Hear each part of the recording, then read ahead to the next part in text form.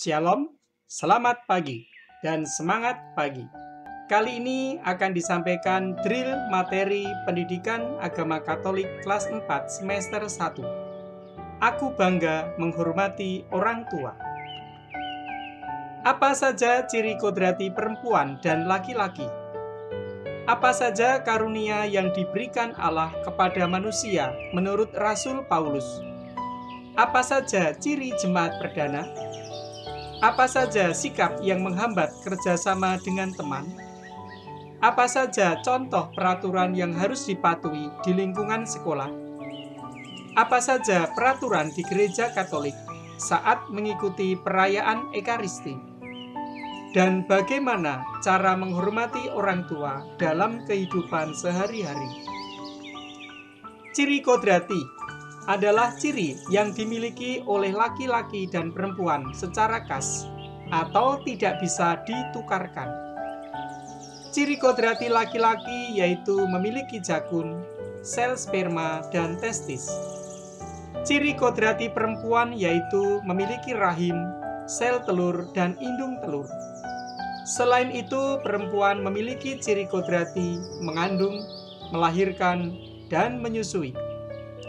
Kegiatan berdoa dan makan bersama dalam keluarga bertujuan untuk membentuk anak yang beriman. Kegiatan keagamaan yang selalu diikuti oleh Yesus bersama orang tuanya setiap tahun adalah merayakan Paskah bersama di Yerusalem. Arti manusia sebagai citra Allah adalah sama atau serupa dengan Allah, terutama dalam perbuatan baiknya. Kejadian bab 1 ayat 28. Beranak cuculah dan bertambah banyak. Penuhi bumi dan taklukkanlah itu. Berkuasalah atas ikan-ikan di laut dan burung-burung di udara, dan atas segala binatang yang merayap di bumi. Tugas manusia terhadap alam adalah memanfaatkan dan menjaga ciptaan Allah dengan bertanggung jawab. Tujuan Allah menciptakan laki-laki dan perempuan berbeda secara fisik adalah untuk saling melengkapi. Sebagai rasa syukur telah diciptakan oleh Tuhan, maka kita harus merawat tubuh dengan baik. Talenta adalah bakat dan kemampuan yang dimiliki untuk dikembangkan. Contoh dalam bidang olahraga, bermain futsal, basket, berenang, menyanyi, menari, melukis, memainkan alat musik, gitar, piano, biola, dan lain-lain. Cara mengembangkannya adalah dengan tekun belajar, berlatih secara rutin, dan berani mengikuti lomba atau kompetisi. Manusia sebagai makhluk sosial, artinya manusia tidak bisa hidup sendiri dan membutuhkan orang lain untuk kelangsungan hidupnya. Rupa-rupa karunia tetapi satu roh. Karunia yang diberikan Allah kepada manusia menurut Rasul Paulus yaitu menyembuhkan, bernubuat, mengadakan mukjizat, membedakan bermacam-macam roh. Banyak anggota tetapi satu tubuh. Anggota tubuh saling bekerja sama dan melengkapi, disampaikan oleh Rasul Paulus.